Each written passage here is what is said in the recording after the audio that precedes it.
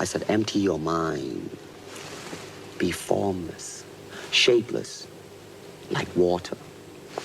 Now you put water into a cup, it becomes the cup. You put water into a bottle, it becomes the bottle. You put it in a teapot, it becomes the teapot. Now water can flow or it can crash. Be water, my friend.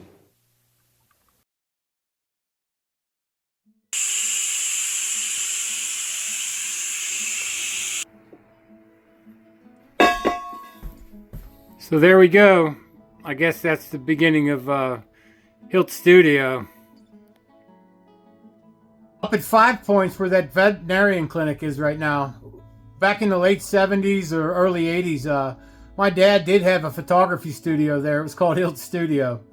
And I don't know if it was the because of the steel mills closing down or other reasons and stuff, but he ended up shutting that down. And from the time that he was a young teenager, he had a dark room down on Wade Street in my grandmother's, the house he was born in.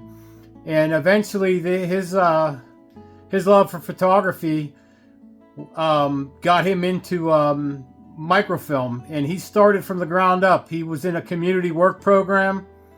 It just so happened he knew his stuff. He taught him how to develop the film better, came up with a lot of systems. He was very creative, and he eventually he did become the director, I think, maybe over 2 departments, I'm not sure, but he retired out of there.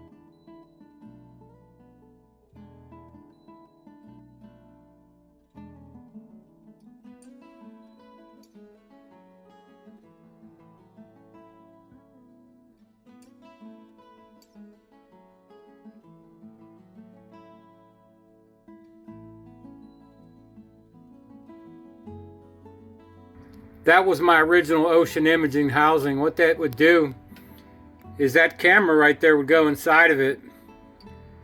This thing, all in all said, when it had the lights that sprung off to the side, was probably close to 20-something pounds. So since I'm not diving in my late 30s, early 40s, and now, 15 years later, 2 things needed to happen. I needed to reduce the weight of the tanks, which I did by splitting them in half. I needed to reduce the weight of the camera, which I'm going to doing with this new system.